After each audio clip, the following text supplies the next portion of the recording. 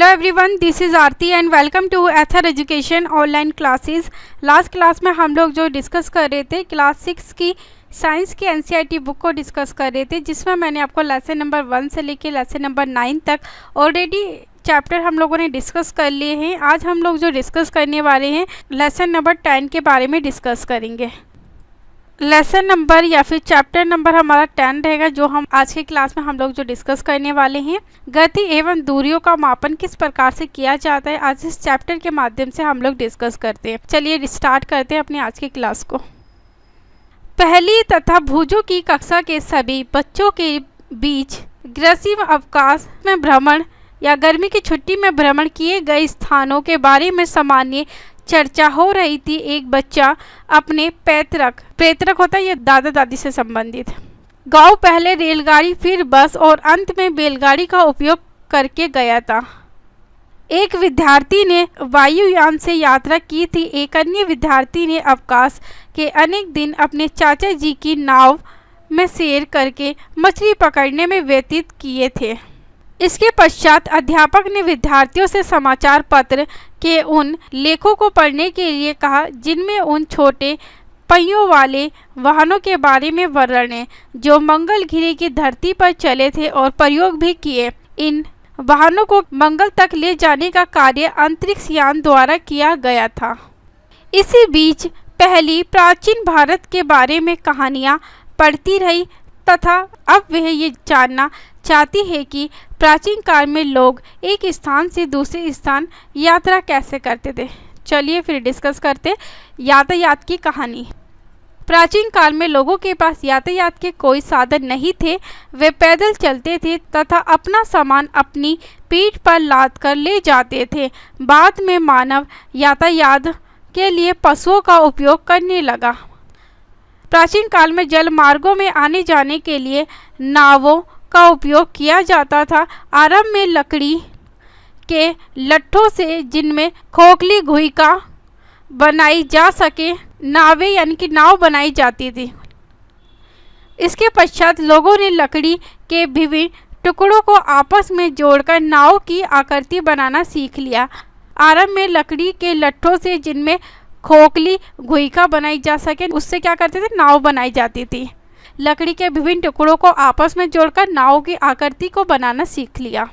ये नावें या फिर नाव जल में रहने वाले जीवों की आकृतियों के सादृश्य थी, यानी कि जो आकृति बनाई गई थी नाव की वो कैसी थी, जो जल में रहने वाले जो जीव थे उनकी आकृति के समान बनाई गई थी। अध्याय 8 एवं अध्याय 9 में मछलियों की धारा रेखीय आकृति से संबंधित चर्चा को याद कीजिए। यानी कि जब हमने लेसन नंबर 8 और लेसन नंबर 9 में मछलियों की धारा के बारे में डिस्कस किया था कि जो मछली की जो रेखा होती है वो कैसे होती है, धारा रेखीय आकृति की होती है, और जो हमारी नाव बनाई गई थी वो भी कैसी होती है, धारा रेखीय आकृति की होती है। पहिए के आविष्कार ने यातायात की प्रणाली में अत्यंत महत्वपूर्ण परिवर्तन किए। पिछले हजारों वर्षों में पहिए के डिजाइन में सुधार किए गए हैं। पहियों पर चलने वाली गाड़ियों को खींचने के लिए पशुओं का उपयोग किया जाता था। 19वीं शताब्दी के प्रारंभ तक भी लोग एक स्थान से दूसरे स्थान तक परिवहन के लिए पशुओं, नावों तथा जहाजों पर निर्भर करते थे। वाष्प इंजन के आविष्कार से परिवहन के नए साधनों का विकास हुआ। वाष्प इंजन से चालित सवारी गाड़ियों तथा मालगाड़ियों के डिब्बों के लिए रेल की पटरियों का निर्माण किया गया। इसके पश्चात मोटर, कार, ट्रक तथा बस जैसे स्वचालित वाहन आए। जल पर परिवहन के साधन के रूप में मोटर से चलने वाली नाव और जहाज़ों का उपयोग होने लगा। 19वीं शताब्दी के प्रारंभ के वर्षों में वायुयान का विकास हुआ, जिनमें बाद में सुधार किए गए और इन्हें यात्री तथा सामान ले जाने योग्य बनाया गया। यहाँ से आप लोग याद रखना, ये इम्पोर्टेंट है। विद्युत रेलगाड़ी एकल रेल होती है, एक पटरी वाली रेल। पराध्वनिक यानी कि सुपरसोनिक। वायुयान तथा अंतरिक्ष यान 20वीं शताब्दी के कुछ योगदान हैं, यानी कि 20वीं शताब्दी में क्या क्या चीजें को विकास किया गया। विद्युत रेलगाड़ी का एकल रेल जिसे पटरी रेल कहा जाता था, पराध्वनिक जिसे सुपरसोनिक कहा जाता था, वायुयान तथा अंतरिक्ष यान का जो विकास वो कब किया गया था, 20वीं शताब्दी में किया गया था।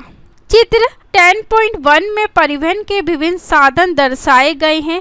इन्हें प्राचीनतम से अत्याधुनिक परिवहन के साधनों के सही क्रम में व्यवस्थित किया, यानी कि आपको चित्र में दिए गए जो प्राचीन में साधन कौन कौन से थे और आधुनिक में परिवहन के साधन कौन कौन से थे, आपको उसमें व्यवस्थित करना है। ये क्या चित्र है, सबसे पहले बैलगाड़ी चलती थी, उसके बाद धीरे धीरे साइकिल आई, साइकिल के बाद ट्रेन का प्रयोग किया जाने लगा, ट्रेन के प्रयोग के बाद बस का प्रयोग किया जाने लगा, उसके बाद जहाज़ का प्रयोग किया जाने लगा और फिर लास्ट में वायुयान का प्रयोग या फिर हवाई जहाज़ का प्रयोग किया जाने लगा। क्या इनमें परिवहन का कोई ऐसा प्राचीन साधन भी है जिसे आजकल उपयोग में नहीं लाया जाता? जी बिल्कुल है। कौन कौन सा है? जो हमारी बैलगाड़ी है और जो साइकिल है, इसका उपयोग कहाँ किया जाता है? गाँव में इसका उपयोग किया जाता है मोस्टली। चलिए अगले पॉइंट को डिस्कस करते। ये डेस्क कितना चौड़ा है? लोग ये कैसे पता लगाते हैं कि वे कितनी दूर चले हैं? आप ये कैसे पता लगाएंगे कि आप अपने स्कूल तक की दूरी पैदल चलकर तय कर सकते हैं अथवा स्कूल पहुंचने के लिए आपको बस अथवा रिक्शे की आवश्यकता होगी? जब आपको कुछ खरीदना होता है तब क्या आपके लिए बाजार तक पैदल चलना संभव होता है? आप इन प्रश्नों के उत्तर कैसे जानेंगे? कोई स्थान कितना दूर है ये प्राय जानना महत्वपूर्ण होता है ताकि हम ये अनुमान लगा सकें कि वहाँ पहुँचने के लिए हम कैसे जाएंगे, पैदल चलकर, बस से जाएंगे या रेलगाड़ी से जाएंगे या पानी के जहाज़ से या वायुयान से अथवा कोई अंतरिक्ष यान से लेना होगा। कभी कभी ऐसी वस्तुएं भी होती हैं जिनकी लंबाई अथवा चौड़ाई जानने की हमें आवश्यकता होती है। पहली तथा भुजों की कक्षा के कमरे में बड़े बड़े डेस्क हैं जिन पर दो दो विद्यार्थी बैठते हैं। पहली तथा भुजों एक डेस्क पर एक साथ बैठते हैं, परंतु बहुधा उनमें इस बात को लेकर झगड़ा होता रहता है कि उसका दूसरा साथी डेस्क के आधे भाग का उपयोग कर रहा है। अध्यापक के सुझाव पर उन्होंने डेस्क की लंबाई मापने का निश्चय किया। डेस्क के ठीक मध्य में यानी कि बीच में एक चिन्ह बनाया तथा डेस्क को दो बराबर भागों में बांटने के लिए एक रेखा खींची। ये दोनों ही अपने मित्रों के साथ गिल्ली डंडा खेलने के शौकीन है और भुजो तो सदैव ही अपने पास एक गिल्ली और एक डंडा रखता है। उन्होंने गिल्ली और डंडे का उपयोग करके डेस्क की लंबाई मापने का प्रयास कैसे किया है? ये क्या है? पहली और भुजों के द्वारा गिल्ली तथा डंडे से डेस्क की लंबाई को मापा जा रहा है। ऐसा लगता है कि डेस्क की लंबाई दो डंडों की लंबाई तथा दो गिल्लियों की लंबाई के योग के बराबर है।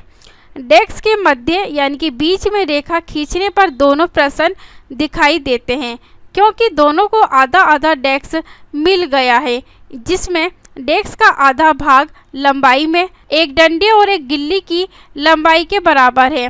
कुछ दिनों के बाद खींची गई रेखा मिट जाती है। भुजों का पुराना गिल्ली डंडा खो गया है, अब उसके पास गिल्ली डंडे का नया सेट है।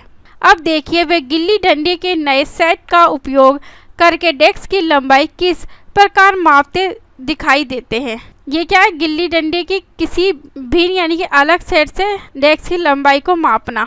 हेलो, अब जब डेस्क की लंबाई गिल्ली डंडे के नए सेट से मापी गई तब डेस्क की लंबाई ऐसी प्रतीत हुई जैसे ये लगभग दो डंडों तथा एक गिल्ली की लंबाई के बराबर हो, परंतु फिर भी डेस्क का कुछ भाग बच जाता है। ये तो एक गिल्ली की लंबाई से कम है। अब क्या करें? आप पहली और भुजों को क्या सुझाव देंगे ताकि वे डेस्क की पूरी लंबाई माप लें? क्या वे लंबाई मापने के लिए क्रिकेट के विकेट तथा गुल्लियों का उपयोग कर सकते हैं अथवा आप सोचते हैं कि ऐसा करने से वैसी ही समस्या उत्पन्न हो सकती है, यानी कि ऐसा करने से वैसे ही यानी कि पुरानी समस्या वापस से उत्पन्न हो जाएगी? वे एक कार्य कर सकते हैं। एक छोटी डोरी लें और इस तरह पर 2 चिन्ह लगाएं। ये डोरी की एक लंबाई होगी। वे डेस्क की चौड़ी डोरी की लंबाई के पदों में माप सकते हैं। चित्र 10.4 वे इस डोरी का उपयोग डोरी की लंबाई से कम दूरी को मापने में किस प्रकार कर सकते हैं। वे डोरी को मोड़ कर डोरी की लंबाई का आधा, 1/4 यानी कि 1/4 तथा 8वां भाग यानी कि 1/8 कर सकते हैं। अब संभवतः पहली तथा भुजों डेस्क की यथार्थ लंबाई इस डोरी की सहायता से माप सकते हैं। आप ये भी कह सकते हैं कि इन्हें अपनी ज्यामिति बॉक्स के पैमाने को उपयोग करके अपनी समस्या हल करनी चाहिए। हाँ, वास्तव में ऐसा किया जा सकता है। भुजों ने ये पढ़ा है कि जब ऐसे मानक पैमाने नहीं थे तब लोग दूरियां कैसे मापते थे तथा वे स्वयं भी भिन्न भिन्न ढंगों से दूरियां मापने का प्रयास कर चुका है। ऐसे अनेक अवसर आते हैं जब हमें लंबाई अथवा दूरियां मापने की आवश्यकता होती है। दर्जी कपड़े की लंबाई ये जानने के लिए मापता है कि वह कपड़ा कुर्ता सीने के लिए पर्याप्त है अथवा नहीं। बढ़ई किसी अलमारी की लंबाई तथा चौड़ाई इसलिए मापता है ताकि वह ये जान सके कि इस अलमारी के दरवाजे को बनाने के लिए कितनी लकड़ी की आवश्यकता होगी। किसी किसान को अपने खेत की लंबाई तथा चौड़ाई अथवा उसके क्षेत्रफल जानने की इसलिए आवश्यकता होती है ताकि वे ये जान जाए कि वह अपने खेत में कितने बीज बो सकता है तथा उसे अपनी फसलों के लिए कितने जल की आवश्यकता होगी। यदि आपसे पूछा जाए कि आपकी लंबाई कितनी है, तब आप एक ऐसी सरल रेखा की लंबाई बताएंगे जो आपके सिर से आपके पैर की एड़ी तक की रेखीय लंबाई के बराबर है। ये कमरा कितना लंबा है, ये डेस्क कितना चौड़ा है, दिल्ली लखनऊ से कितनी दूर है, पृथ्वी से चंद्रमा कितनी दूर है। इन सभी प्रश्नों में एक बात समान है, ये सभी 2 स्थानों के बीच की दूरी से संबंधित है। 2 स्थान मेज के 2 किनारों की तरह पास पास हो सकते हैं। इसके विपरीत 2 स्थान जम्मू और कन्याकुमारी की तरह एक दूसरे से बहुत दूर भी हो सकते हैं, यानी कि पास पास भी हो सकते हैं दोनों की दूरी, और दोनों की जो दूरी है वो काफ़ी दूर भी हो सकती है। आइए अब हम कुछ मापन ये जानने के लिए करते हैं कि जब हम दूरियां अथवा लंबाइयां मापते हैं तो हमें सही रूप में क्या करना आवश्यक होता है। चलिए कुछ मापन के बारे में हम लोग डिस्कस करते हैं। क्रियाकलाप 1, आप इस क्रियाकलाप को समूह में एक एक करके कीजिए। अपने पैर की लंबाई को लंबाई का एक मात्रक मानकर अपनी कक्षा के कमरे की लंबाई तथा चौड़ाई मापिए। इन्हें मापते समय ये संभव है कि आपको ये पता चले कि कुछ भाग मापने से बच गया है तथा ये भाग आपके पैर की लंबाई से छोटा है। पहले ही की भांति अपने पैर के भाग की लंबाई मापने के लिए किसी डोरी का उपयोग कीजिए। अपने निरीक्षणों को सारणी 10.1 में लिखिए। क्या करना है इसमें आपको विद्यार्थियों का नाम लिखना है और कक्षा के कमरे की जो लंबाई है कैसे नापी है वो लिखनी है, और उसके बाद लिखना है कक्षा के कमरे की जो चौड़ाई है वो किस प्रकार से है।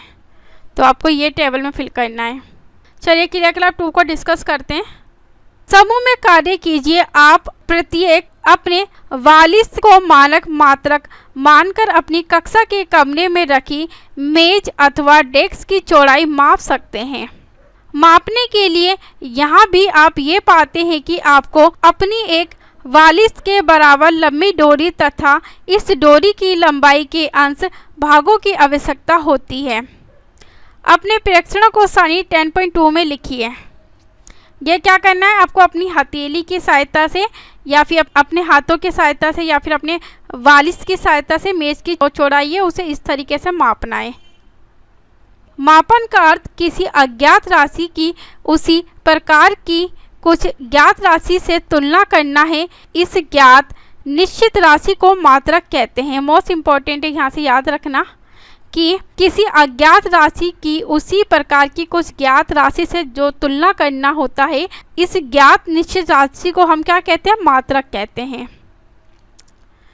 किसी माप के परिणाम को दो भागों में व्यक्त किया जाता है, यानी कि किसी माप के परिणाम को क्या करते हैं? हम दो पार्टों में डिवाइड करते हैं। एक भाग संख्या, यानी कि एक भाग में क्या होती है? संख्या होती है। दूसरे भाग की ली गई माप का मात्रक होता है, यानी कि एक भाग में क्या होती है? संख्या होती है और दूसरे भाग में ली गई माप का मात्रक होता है। जैसे ये टेबल आपको दिखाई गई है 10.2 मेज की चौड़ाई मापना। तो कॉलम फर्स्ट में आपको दिया गया मेज की चौड़ाई किसने मापी वो बताना है, और वालिस्तों की संख्या कितनी है मापते समय वो आपको लिखना है इस टेबल में है।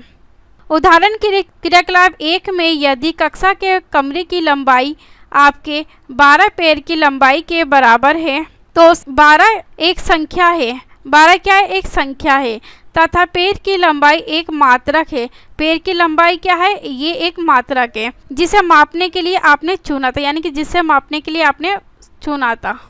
आप सारणी 10.1 तथा 10.2 में अंकित सभी मापों का अध्ययन कीजिए।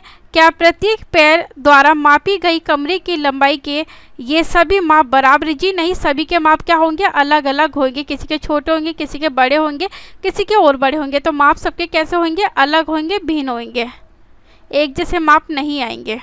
क्या सभी के द्वारा अपनी अपनी बालिस्तों से मापी गई मेज की चौड़ाई की माप बराबर है? यहाँ पे भी माप क्या होगी? यहाँ पे सबके अलग अलग होंगे। किसी के जो बालिस्त होंगे वो लंबे होंगे, किसी के बालिस्त चौड़े होंगे, किसी के छोटे होंगे। तो सबके जो बालिस्त होंगे वो भी अलग अलग प्रकार से होंगे। इससे जो चौड़ाई होगी वो भी अलग अलग प्रकार से होगी। चौड़ाई का जो माप होगा वो भी अलग अलग प्रकार से होगा। शायद ये परिणाम भिन्न भिन्न हो सकते हैं क्योंकि आपकी बालिस्त लंबाई आपके मित्रों की बालिस्तों से भिन्न हो सकती है। इसी प्रकार सभी विद्यार्थियों के पैर की लंबाइयों में भी कुछ अंतर हो सकता है। इसलिए जब आप अपने बालिस्तों या पैरों की लंबाई को मात्रक की भांति उपयोग करके किए गए माप को किन्हीं अन्य व्यक्तियों को बताते हैं तो वे ये नहीं समझ पाते कि ये लंबाई वास्तव में कितनी है, क्योंकि वास्तविक लंबाई जानने के लिए बालिस्त अथवा पैर की लंबाई जानना आवश्यक है। यानी कि हमें किसकी आवश्यकता है? जो हमारी बालिस्त की लंबाई है और हमारी जो पैर की लंबाई है पहले उसे जानना है। अतः हम देखते हैं कि हमें मापन के कुछ ऐसे मात्रकों की आवश्यकता है जो सभी व्यक्तियों के लिए कैसी है? होनी चाहिए, समान हो। चलिए अगले पॉइंट को डिस्कस करते हैं, मापन के मानक मात्र। प्राचीन काल में पैर की लंबाई, उंगली की चौड़ाई तथा एक कदम की दूरी, इन सभी मापों का मात्रक के रूप में सामान्य उपयोग होता था। हड़प्पा सभ्यता के लोगों ने अवश्य ही लंबाई के बहुत अच्छे मापन का उपयोग किया होगा, क्योंकि ये खुदाई में प्राप्त परिशुद्ध ज्यामितीय रचनाओं को देखने से प्रमाणित होता है। कोहनी से उंगली के छोर तक की लंबाई, जिसे हाथ कहते हैं, लंबाई के मात्रक के रूप में प्राचीन मिस्र में उपयोग किया जाता था, जिसे संसार के अन्य भागों में भी मान्यता प्राप्त थी। मोस्ट इम्पोर्टेंट है कि कोहनी से उंगली के छोर तक की लंबाई, जिसे हाथ कहते थे, लंबाई के मात्रक के रूप में प्राचीन मिस्र में इसका उपयोग किया जाता था और जिसे संसार के अन्य भागों में भी क्या थी? मान्यता प्राप्त थी। संसार के विभिन्न भागों में लोग लंबाई के मात्रक के रूप में फुट का उपयोग करते थे। अलग अलग क्षेत्रों में फुट की लंबाई थोड़ी भिन्न होती थी, यानी कि थोड़ी अलग होती थी। लोग एक गज कपड़ा फैली बाह के सिरे से अपने ठोड़ी तक मापते थे। रोमवासी अपने पग अथवा कदमों से लंबाई मापते थे, यानी कि क्या करते? सिर से पैर तक लंबाई मापते थे रोमवासी। प्राचीन भारत में छोटी लंबाइयों को मापने के लिए अंगुल अथवा मुट्ठी का उपयोग किया जाता था। आज भी भारत के कई शहरों में हम पुष्प विक्रेताओं को पुष्प हारों को बेचते समय अपनी भुजाओं का उपयोग लंबाई के मात्रक के रूप में करते हुए देख सकते हैं। सुविधा अनुसार शरीर के ऐसे बहुत से भागों का मात्रकों के रूप में उपयोग होता रहा है। तथापि प्रत्येक व्यक्ति के शरीर की आमापों में थोड़ी भिन्नता हो सकती है। किसी का छोटा हो सकता है, किसी का बड़ा हो सकता है। शायद इसी कारण भी मापने में उलझने आई होगी। वर्ष 1790 में फ्रांसीसियों ने मापन की एक मानक प्रणाली की रचना की जिसे मीटरी पद्धति कहते हैं। मोस्ट इम्पोर्टेंट है, वर्ष 1790 में फ्रांसीसियों के द्वारा मापन के लिए मीटरी पद्धति की रचना की गई। एक समानता के लिए समस्त संसार के वैज्ञानिकों ने मापन के मानक मात्रकों के एक सेट को स्वीकार कर लिया है। आजकल जिस मात्रक प्रणाली का उपयोग हो रहा है उसे अंतर्राष्ट्रीय मात्रक प्रणाली SI मात्रक कहते हैं। मोस्ट इम्पोर्टेंट है यहाँ से, आजकल जिस मात्रक प्रणाली का उपयोग हो रहा है उसे क्या कहते हैं? अंतर्राष्ट्रीय मात्रक प्रणाली या फिर SI मात्रक कहते हैं। लंबाई का SI मात्रक मीटर है। चित्र 10.6 में मीटर पैमाना दिखाया गया है। इसमें आपके ज्यामिति बॉक्स का 15 सेंटीमीटर पैमाना भी दिखाया गया है। प्रत्येक मीटर M को 100 बराबर भागों में विभाजित किया जाता है जिन्हें सेंटीमीटर कहते हैं। क्या कहते हैं? सेंटीमीटर या फिर CM कहते हैं। एक सेंटीमीटर के 10 बराबर भाग होते हैं जिन्हें क्या कहते हैं हम? जिन्हें मिलीमीटर कहते हैं, डबल M। जैसे 1 मीटर में कितना है? 100 सेंटीमीटर होते हैं और 1 सेंटीमीटर में 10 मिलीमीटर होते हैं। तो यहाँ से इम्पोर्टेंट है ये कि 1 मीटर में 100 सेंटीमीटर होते हैं और 1 सेंटीमीटर में 10 मिलीमीटर होते हैं। लंबी दूरियों के मापन के लिए मीटर एक सुविधाजनक मात्रक नहीं है। इसके लिए हम एक बड़े मात्रक को परिभाषित करते हैं। इसे किलोमीटर यानी कि km कहते हैं। 1 किलोमीटर बराबर 1000 मीटर होता है। अब हम अपने सभी मापन क्रियाकलापों को मानक पैमानों का उपयोग करके दोहरा सकते हैं तथा लंबाइयों को SI मात्रकों में माप सकते हैं। ऐसा करने से पहले हमें दूरियां तथा लंबाइयां मापने का सही ढंग जानना आवश्यक है। पैमाना आपको दिखाया गया, ये स्केल आपको दिखाया गया है।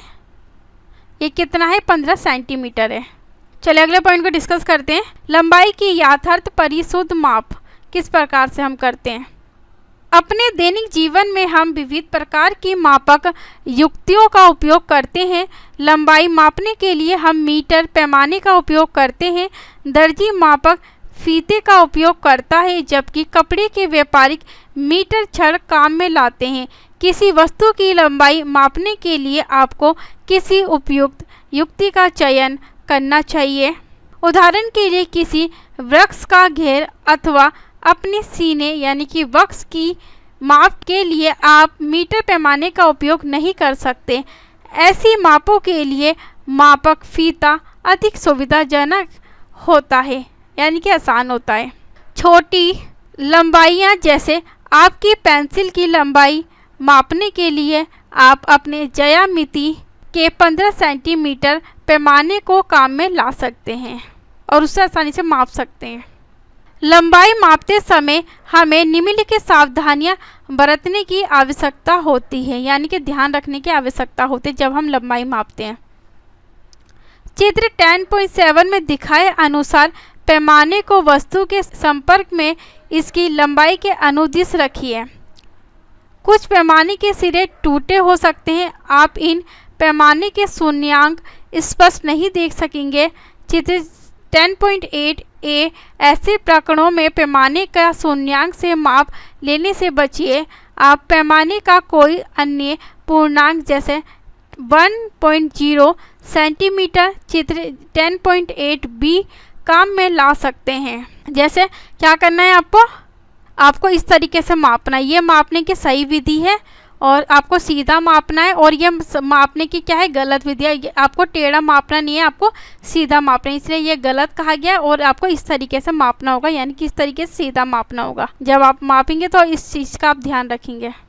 तब आपको दूसरे सिरे के पाठ्यांक जैसे इस पूर्णांक के पाठ्यांक को घटाना चाहिए। उदाहरण के लिए चित्र 10.8 बी में एक सिरे का पाठ्यांक 1.0 सेंटीमीटर तथा दूसरे सिरे का पाठ्यांक 14.3 सेंटीमीटर है। अतः वस्तु की लंबाई क्या होगी? 14.3 सेंटीमीटर माइनस 1.0 सेंटीमीटर। जब इसमें से माइनस करेंगे हमारा आंसर क्या आ जाएगा? हमारा आंसर आ जाएगा 13.3 सेंटीमीटर। तो आपको क्या करना है इसमें से ये टूटा हुआ स्केल है ना, तो आपको यहाँ से मापना नहीं है, आपको क्या करना है 1 से मापना है। जब आप 1 से मापेंगे तो 14 तक आपको मापना है। 14 तक मापने के बाद आपको क्या करना है, 14 में से 1 को माइनस करना है, फिर क्या आ जाएगा 13 सेंटीमीटर आ जाएगा। तो ये क्या है, ये सही विधि है और ये गलत विधि है। माप लेने के लिए आँख की सही स्थिति भी महत्वपूर्ण होती है। चित्र 10.9 में दर्शाए अनुसार आपकी आँख जिस बिंदु की माप ली जानी है उसके ठीक सामने होनी चाहिए। स्थिति बी, आँख की सही स्थिति। ये कैसी है, बिल्कुल सही है। और ये कैसी है, आप इस तरीके से टेढ़ा नहीं देख सकते, आपको सही माप नहीं दिखेगा, और ना ही आप इस तरीके से देख सकते। ये भी टेढ़ा माप है, आप टेढ़ा नहीं देखेंगे, आप सीधा देखेंगे। ध्यान दीजिए, बी से देखने पर पाठ्यांक 7.5 सेंटीमीटर है। स्थितियों ए तथा सी से पाठ्यांक भिन्न हो सकता है, यानी कि जब हम बीच में से देखेंगे तो हमारे कितना 7.5 हमें दिखाई देगा। अगर हम ए की स्थिति से देखेंगे तो ये हमें गलत दिखाई देगा, और हम सी की स्थिति से देखें तो ये भी हमें गलत दिखाई देगा। चलिए क्रियाकलाप 3 को डिस्कस कर लेते हैं हम लोग। अपने सहपाठी की ऊंचाई पहले वालिस्तों और फिर मीटर पैमाने का उपयोग करके मापिए। इसके लिए अपने सहपाठी को दीवार के साथ पीठ रखकर खड़ा होने के लिए कहिए। उसके सिर से ठीक ऊपर दीवार पर एक चिन्ह यानी कि निशान लगाना है, आपको अंकित कीजिए। अब फर्श से दीवार पर बने इस चिन्ह यानी कि इस निशान तक की दूरी पहले अपने वालिस्त से और फिर मीटर पैमाने से मापिए। अन्य सभी विद्यार्थियों से इस लंबाई को इसी प्रकार मापने के लिए कहिए। सभी प्रेक्षण सारणी 10.3 में लिखे, यानी कि सबको क्या करना है, आपको इस सारणी में लिखना है कि ऊंचाई का मापन। ऊंचाई किसने मापी, ऊंचाई 42 में मापने में कितना अंतर आया और ऊंचाई सेंटीमीटर में मापने में कितना फर्क आया है। तो आप इसको इस टेबल के अंदर फिल करना है। विभिन्न विद्यार्थियों के द्वारा प्राप्त परिणामों का ध्यान से अध्ययन कीजिए। कॉलम सेकंड में परिणाम एक दूसरे से भिन्न हो सकते हैं क्योंकि विद्यार्थियों के वालिस्तों की लंबाई एक दूसरे से भिन्न हो सकती है, यानी कि सबकी जो वालिस्त होंगे वो कैसे होंगी, हाथ की हथेली सबकी अलग अलग प्रकार से होगी, किसी की छोटी होगी किसी की बड़ी होगी, तो इसलिए हम जो माप होगा वो भी कैसा होगा, अलग अलग प्रकार से आएगा। अब कॉलम 3 के परिणामों को देखिए जिसमें सभी मापें मानक पैमाने द्वारा ली गई हैं। ये परिणाम एक दूसरे के बहुत समीप हो सकते हैं, परंतु क्या ये एक दूसरे के ठीक ठीक बराबर हैं? यदि नहीं तो आपके विचार से ये अंतर क्यों है? आखिर सभी एक ही पैमाने का उपयोग कर रहे हैं, भिन्न भिन्न वालिस्तों का उपयोग तो कर नहीं रहे। ये अंतर प्रेक्षण लेने में होने वाली छोटी त्रुटियों के कारण हो सकता है। मापने की इन त्रुटियों को जानने और व्यवहार में लाने के महत्व के बारे में उच्च कक्षाओं में सीखेंगे। जब हम अलग अलग कक्षाओं की बुक पढ़ेंगे तो उसी तरीके से हमारी जो नॉलेज है वो भी बढ़ेगी। चलिए अगले पॉइंट को डिस्कस करेंगे, किसी वक्र रेखा की लंबाई मापना। हम किसी वक्र रेखा की लंबाई सीधे ही मीटर पैमाने का उपयोग करके नहीं माप सकते। वक्र रेखा की लंबाई मापने के लिए हमें धागे का उपयोग कर सकते हैं। वक्र रेखा की लंबाई मापना है तो हमें किसका प्रयोग करना है, धागे का उपयोग करना है। चलिए क्रियाकलाप 4 को डिस्कस कर लेते हैं। वक्र रेखा AB चित्र 10.10 की लंबाई मापने के लिए किसी धागे का उपयोग कीजिए। धागे के एक सिरे पर गांठ बांधिए। इस गांठ को बिंदु A पर रखिए। अब धागे को अपनी उंगली तथा अंगूठी द्वारा तना हुआ रखकर इसके छोटे भाग को रेखा के अनुदिश रखिए। इस बिंदु पर अपने एक हाथ से धागे को थामिए, अपने दूसरे हाथ से धागे के और थोड़े भाग को वक्र रेखा के अनुदिश फैलाइए। इस प्रक्रिया को दोहराते हुए वक्र रेखा के बिंदु B तक पहुंचाइए। धागे का जो भाग बिंदु B पर है वहाँ एक चिन्ह यानी कि निशान को अंकित कीजिए। अब इस धागे को मीटर पैमाने के अनुदिश फैलाइए। धागे के आरंभ में बंधी गांठ तथा इस पर बने अंतिम चिन्ह के बीच की लंबाई मापिए। ये माप वक्र रेखा AB की लंबाई है। ये क्या है, वक्र रेखा AB की लंबाई। आपको क्या करना है, ये हमारा क्या है, ये हमारा वक्र है और ये हमारा क्या है, धागा है। आपने क्या करा है, धागे को यहाँ पे गीट बांध दी और यहाँ पे गीट बांध दी। उसके बाद AB की जो लंबाई वो आपको पता लग जाएगी। हमने देखा कि ये सुनिश्चित करने के लिए कि हम दूरियों तथा लंबाइयों की यथार्थ माप ले रहे हैं, हमें बहुत सी सावधानियां बरतनी पड़ती हैं। मापने के लिए कुछ मानक युक्तियों तथा मापन परिणामों को व्यक्त करने के लिए हमें कुछ मानक मात्रकों की आवश्यकता होती है। चलिए अगले पॉइंट को डिस्कस करते हैं। हमारे चारों ओर गतिशील वस्तुएं, क्रियाकलाप 5 को डिस्कस करते हैं। उन वस्तुओं के बारे में सोचिए जो आपने हाल ही में देखी है। इनकी सूची सारणी 10.4 में बनाई है।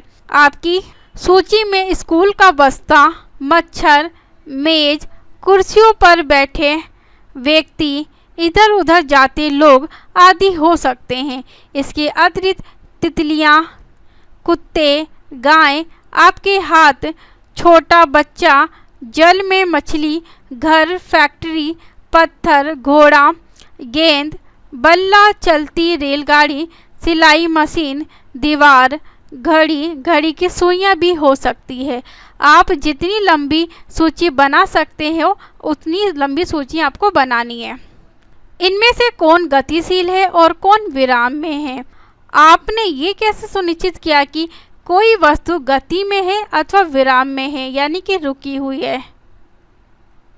आपने ये देखा होगा कि चिड़िया कुछ समय पश्चात पहले वाले स्थान पर दिखाई नहीं देती, जबकि मेज उस स्थान पर है।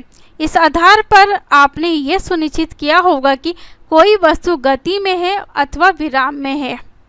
आइए हम किसी चींटी की गति को ध्यान से देखते हैं। उससे पहले हम टेबल 10.4 विराम और गतिशील वस्तुएं के बारे में इसमें बताया गया। जैसे विराम वाली वस्तुएं घर हो गया, मेज, ये घड़ी क्या होते हैं, एक जगह पे रुकी रहती है। ये वस्तु एक जगह पे टंगी रहती है या एक जगह पे स्थित रहती है। और जो गतिशील होती है, जो गति करती है, जो चलती फिरती है, जैसे एक उड़ती हुई चिड़िया एक जगह से दूसरे स्थान जाएगी। घड़ी में सेकंड की जो सुइयां है वो भी क्या होगी, निरंतर गति करती रहेगी। चलिए क्रियाकलाप 6 को हम लोग डिस्कस कर लेते हैं। कोई ऐसा स्थान चुनिए जहां चींटियां हो। इस स्थान के निकट कागज की एक बड़ी शीट फैलाकर इस पर कुछ चीनी रखिए। चींटियां इस चीनी की ओर आकर्षित होंगी तथा आप शीघ्र ही इस कागज की शीट पर बहुत सी चींटियों को रेंगते हुए देखेंगे। किसी एक चींटी के लिए जब वह कागज की शीट पर तुरंत रेंग चुकी हो, पेंसिल से उसकी स्थितियों के निकट छोटे छोटे चिन्ह को क्या करने, अंकित कीजिए, छोटे छोटे निशान लगाने। चित्र 10.11 जैसे जैसे ये कागज पर रेंगती जाए, आप इसकी स्थितियों पर चिन्ह अंकित करते जाइए। कुछ समय के पश्चात कागज की शीट को इधर उधर हिलाकर इस पर से चीनी एवं चींटियां हटा दीजिए। उन सभी बिंदुओं जिन्हें आपने कागज पर अंकित किया था को तीरों द्वारा जोड़कर चींटी की गति की दिशा दर्शाइए। वे हर बिंदु जिसे आपने अंकित किया है कुछ सेकंडों के समय अंतराल में चींटी ने कहां कहां गति की को दर्शाता है। क्या करता है, दर्शाता है। कोई कागज लेना है, कागज लेने के बाद आपको चींटियां और उसके बाद चीनी डालनी है कुछ, और उसके बाद आपको क्या करना है, चींटी किस प्रकार से गति करती है या चींटी जो है चीनी की तरफ किस तरीके से बढ़ती है, आपको उस पर एक निशान बनाते हुए चलना है कि चींटियां किस प्रकार से आगे चली हैं। उसके बाद क्या करना है, चींटी और चीनी को कागज से नीचे गिर देना। उसके बाद चींटियां ने जहाँ जहाँ निशान छोड़े हैं, जहाँ जहाँ आपने बिंदु लगाए हैं चींटियों की गति के, आपको उसे मैच करना है। तो आपको पता चल जाएगा कि चींटियां किस प्रकार से गति करती हैं। गति किसी वस्तु की स्थिति में किसी प्रकार के परिवर्तन जैसी दिखाई देती है। क्या आप ऐसा नहीं मानते? क्रियाकलाप 5 में वस्तुओं के समूह बनाते समय आपने घड़ी, सिलाई की मशीन अथवा बिजली का पंखा जैसी वस्तुओं को किस समूह में रखा था? क्या ये वस्तुएं एक स्थान से दूसरे स्थान तक गति कर रही है या फिर नहीं? क्या आप इनके किसी भाग में कोई गति देखते हैं? पंखे की पंखुड़ियां अथवा घड़ी की सुइयां कैसे गति करती हैं? क्या इनकी गति चींटी अथवा रेलगाड़ी की गति जैसी है? आइए अब हम कुछ प्रकार की गतियां देखते हैं जिनसे हमें इन विभिन्न प्रकार की गतियों को समझने में सहायता मिलेगी। चलिए अगले पॉइंट को डिस्कस करते हैं। गति के प्रकार। आपने सीधी सड़क पर किसी वाहन की गति किसी परेड में सिपाहियों के मार्च पास्ट की गति अथवा किसी गिरते पत्थर की गति का प्रेक्षण क्या होगा या निरीक्षण क्या होगा? यह किस प्रकार की गति है? 100 मीटर दौड़ प्रतियोगिता में धावक भी सरल रेखा के अनुदिश दौड़ते हैं। क्या आप अपने चारों ओर देखकर इसी प्रकार के और अधिक उदाहरण सोच सकते हैं? इन सभी उदाहरणों में हम ये देखते हैं कि वस्तुएं सरल रेखा के अनुदिश गति कर रही हैं, यानी कि कैसे कर रही हैं? सीधी रेखा में गति कर रही हैं। इस प्रकार की गति को सरल रेखीय गति कहते हैं। इस प्रकार की गति को क्या कहते हैं? सरल रेखीय गति कहते हैं। ये क्या है? सिपाही सभी एक सीधी लाइन में, तो ये कैसी गति है? सरल रेखीय गति है। और जिस प्रकार ये वाहन जा रहे हैं तो ये भी क्या है? ये एक सरल रेखीय गति है। चलिए क्रिया क्लास 7 को डिस्कस करते हैं। एक पत्थर लीजिए, इससे एक धागा बांधिए तथा अपने हाथ से इसे तेजी से घुमाइए। पत्थर की गति को ध्यान से देखिए। हम देखते हैं कि पत्थर वर्तीय पथ के अनुदिश गति कर रहा है, यानी कैसे गति कर रहा है? गोल गति कर रहा है। इस गति में पत्थर की आपके हाथ से दूरी समान रहती है। इस प्रकार की गति को वर्तुल गति कहते हैं। क्या कहते हैं? इस प्रकार की गति को हम वर्तुल गति कहते हैं। बिजली के पंखे की पंखुड़ियों पर अंकित किसी चिन्ह की गति किसी घड़ी के सेकंड की सुई की गति के वर्तुल गति के उदाहरण है। मोस्ट इम्पॉर्टेंट है यहाँ से कि बिजली के पंखे की जो पंखुड़ियाँ होती है पर जो अंकित किसी चिन्ह की गति किसी घड़ी के सेकंड की जो सुई की गति होती है उसे हम क्या कहते हैं? वर्तुल गति कहते हैं। ये वर्तुल गति के उदाहरण है। जैसे ये क्या है? ये वर्तुल गति का उदाहरण है। हमारी ये गोल गोल घूम रहा है और ये भी हमारा क्या? वर्तुल गति का उदाहरण है। और ये पंखा है, गोल गोल घूम रहा है, एक ही गति में घूम रहा है, तो ये क्या है? वर्तुल गति का उदाहरण है।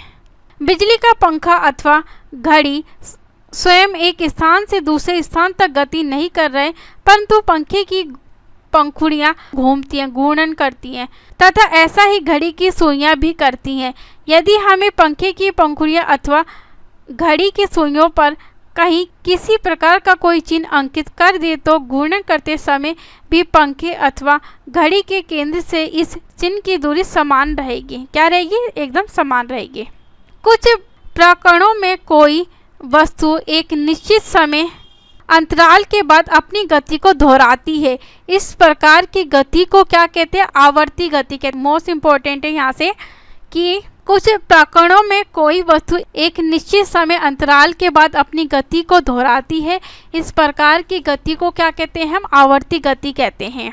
भूजो ये निश्चित नहीं कर पा रहा है कि जब हम पत्थर को तेजी से घुमाते हैं तब हम ये क्यों कहते हैं कि पत्थर की हाथ से दूरी समान रहती है?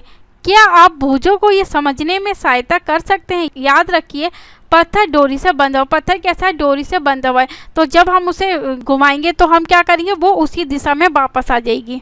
डोरी से बंधा हुआ वही पत्थर लीजिए जिसे आपने क्रिया क्लास 7 में उपयोग किया था। अब डोरी को अपने हाथ में थामिए तथा पत्थर को डोरी से लटकने दीजिए। ये एक लोलक है। दूसरे हाथ से पत्थर को एक तरफ खींचिए और फिर स्वतंत्र गति करने के लिए छोड़ दीजिए। लोलक की ये गति आवर्ती गति का एक उदाहरण है। ये क्या है? मोस्ट इम्पोर्टेंट है। लोलक की ये गति क्या है? ये आवर्ती गति का उदाहरण है। ये भी क्या है? यहाँ पे आवर्ती गति का उदाहरण है कि वापस उसी दिशा में उसी गति में आ जाती है। वृक्ष की शाखाओं का इधर उधर लहराना, झूला झूलते समय बच्चे की गति, सितार की डोरियों की गति, बजाते समय ढोलों अथवा तबलों की झिल्ली की गति, ये सभी आवर्ती गति के उदाहरण हैं जिनमें वस्तु एक निश्चित समय अंतराल के बाद अपनी गति को दोहराती है। इसमें वस्तु एक निश्चित समय अंतराल के बाद अपनी जो गति को वापस से दोहराती है, उसी अवस्था में आ जाती है, उसे हम क्या कहते हैं? उसे हम आवर्ती गति कहते हैं।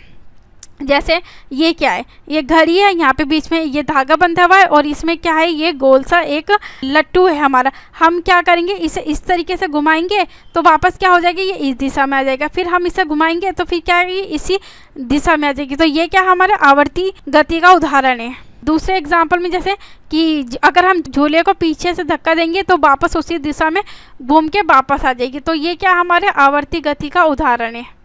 सितार की डोरियों को हम क्या करेंगे, खींचेंगे तो वापस से उसी दिशा में आ जाएंगी। यह भी हमारी आवर्ती गति का उदाहरण है। उसके बाद हम घंटे को हम बजाएंगे, बजाने के बाद ये इधर उधर घूम के वापस अपनी निश्चित दूरी पर आ जाएगा, तो ये भी आवर्ती गति का उदाहरण है। और ये हमारी ढोलक को बजाएंगे, ये भी हमारी आवर्ती गति का उदाहरण है। क्या आपने क्रियाकलाप 5 के एक भाग के रूप में सिलाई की मशीन का प्रेक्षण या निरीक्षण किया था? आपने ध्यान दिया होगा कि सिलाई मशीन अपनी इसी अवस्थिति पर रहती है जबकि उसका पहिया वर्तुल गति में होता है। इसमें एक सुई भी होती है जो जब तक पहिया घूर्णन करता है या घूमता है तब तक निरंतर ऊपर नीचे गति करती रहती है। क्या ऐसा नहीं है? यहाँ सुई आवर्ती गति कर रही है। क्या आपने फर्श पर लुढ़कती किसी गेंद की गति का ध्यानपूर्वक प्रेक्षण किया है? यहाँ गेंद किसी फर्श पर लुढ़कती और घूर्णन करती हुई आगे की ओर गति करती है। इस प्रकार गेंद सरल रेखीय गति के साथ साथ घूर्णन गति भी करती है। क्या आप ऐसे अन्य उदाहरण बता सकते हैं जिनमें वस्तु की गति विभिन्न प्रकार की गतियों से मेल खाती है? इस अध्याय के अंतर्गत हमने बहुत से मापन क्रियाकलाप किए हैं तथा कुछ प्रकार की गतियों के विषय में चर्चा की है। हमने देखा कि समय के साथ स्थिति में परिवर्तन को गति कहते हैं। मोस्ट इम्पोर्टेंट है, समय के साथ स्थिति में परिवर्तन को क्या कहते हैं? गति कहते हैं। और स्थिति में हुए इस परिवर्तन को हम दूरी मापन द्वारा ज्ञात कर सकते हैं, यानी कि स्थिति में हुए इस परिवर्तन को हम दूरी मापन के द्वारा उसे ज्ञात कर सकते हैं। इससे हमें ये जानकारी मिलती है कि कोई वस्तु कितनी धीमी अथवा तीव्र गति कर रही है। फर्श पर घेंगे का रेंगना, तितली का एक पुष्प से दूसरे पुष्प पर मंडराना, नदी का प्रवाहित होना, वायुयान का वायु में ऊंचाइयों पर उड़ना, पृथ्वी के परित चंद्रमा द्वारा गति करना, हमारे शरीर में रुधिर का परिसंचरण आदि सभी उदाहरण हमारे चारों ओर अनेक स्थानों पर होने वाली गतियों को दर्शाते हैं। तो पूरी समरी को हम लोग डिस्कस कर लेते हैं। मोस्ट इम्पोर्टेंट है, एक स्थान से दूसरे स्थान तक जाने के लिए परिवहन के विभिन्न साधनों का उपयोग किया जाता है। प्राचीन काल में लोग पैर की लंबाई, उंगली की चौड़ाई, एक कदम की दूरी आदि का उपयोग मापन के मात्रक के रूप में करते थे। इससे उलझनें होती थी तथा इसलिए किसी एक समान मापन प्रणाली को विकसित करने की आवश्यकता उत्पन्न हुई। अब हम मात्रकों की अंतर्राष्ट्रीय प्रणाली यानी कि SI मात्रक का उपयोग करते हैं। इसे समस्त संसार में मान्यता प्राप्त है। SI मात्रकों में लंबाई का मानक मात्र मीटर होता है। क्या होता है? SI मात्रकों में लंबाई का मानक मात्र मीटर होता है हमारा। सरल रेखा के अनुदिश गति को सरल रेखीय गति कहते हैं। वर्तुल गति में कोई वस्तु इस प्रकार गति करती है कि उस वस्तु की किसी नियत बिंदु से दूरी समान रहती है। ऐसी गति जो कि एक निश्चित समय अंतराल के पश्चात दोहराती है उसे क्या कहते हैं? हम आवर्ती गति कहते हैं। चलिए अब एक्सरसाइज को डिस्कस कर लेते हैं। क्वेश्चन नंबर 2, इसमें फिल इन द ब्लैंक्स आपको फिल करने हैं। 1 मीटर में खालिस्तान सेंटीमीटर होते हैं। बताइए 1 मीटर में कितने सेंटीमीटर होते हैं? हमने अभी डिस्कस किया था। कितने होते हैं? 100। अगले पॉइंट पे क्या है? 5 किलोमीटर में खालिस्तान मीटर होते हैं। बताइए कितने होते हैं? 5000। झूले पर किसी बच्चे की गति खालिस्तान होती है। झूले पर किसी बच्चे की गति क्या करती है? वो वापस उसी अवस्था में आ जाती है। उसे क्या कहते हैं? हम आवर्ती गति कहते हैं। किसी सिलाई मशीन की सुई की गति खालिस्तान होती है। बताइए कौन सी गति होती है? हमारी आवर्ती गति। किसी साइकिल के पहिए की गति खालिस्तान होती है। साइकिल के पहिए की गति को हम क्या कहते हैं? वर्तुल गति। तो यहाँ हमारी जो बुक थी पूरी फिनिश हो चुकी है। आई होप कि आप लोगों को पूरा चैप्टर बहुत अच्छी तरीके से समझ में आया होगा, अंडरस्टैंड हुआ होगा। और आज की क्लास को यही समाप्त करते हैं। अगली क्लास में कुछ अगले टॉपिक से रिलेटेड हम लोग डिस्कस करेंगे। तो थैंक यू सो मच आज की क्लास के लिए।